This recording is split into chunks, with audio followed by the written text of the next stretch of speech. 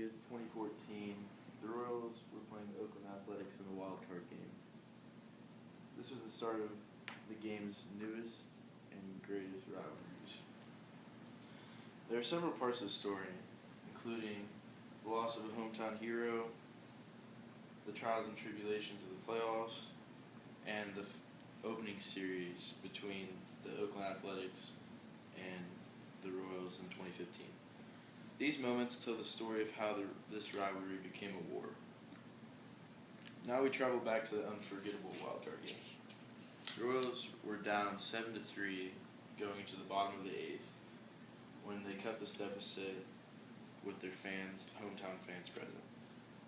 After a one-run inning in the 12th inning from the A's, the Royal Salvador Perez was able to knock in the winning run, making this one of the greatest playoff games in history.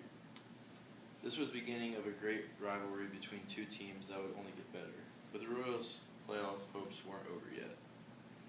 After the wild card game, the Royals continued to win and win and win as they swept the Angels and then swept the Orioles in the AL Championship. They went 7 games with the Giants until ultimately losing to Madison Bumgarner in Game 7. Could things get any worse for the Royals?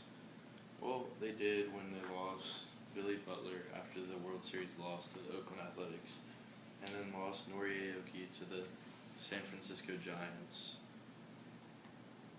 Now we had lost the World Series in our home city. We're missing 2 key players.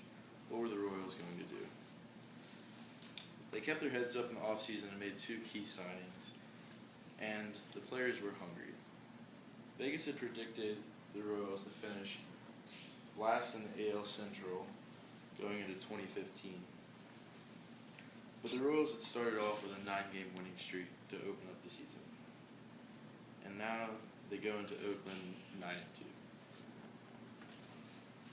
9-2. So, going to Oakland, they were all smiles as Billy returned home.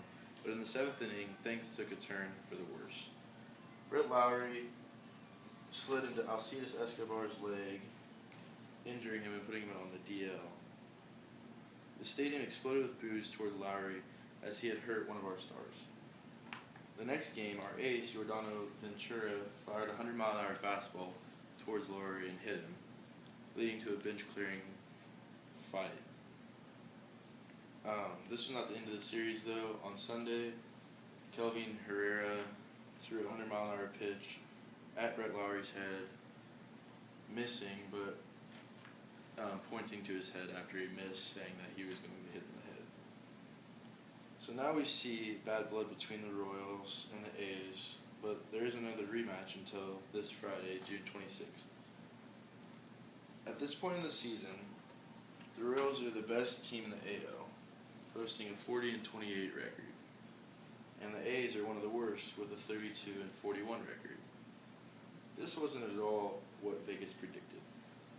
But going into Oakland this weekend, there is one question on every baseball fan's mind. Will there be more controversy, or is the feud over? This rivalry has become very intense, and one mistake could lead to more fighting. The stands will be filled with boos as the Royals take the field, but this is what makes baseball fun. The Royals have had their ups and their downs over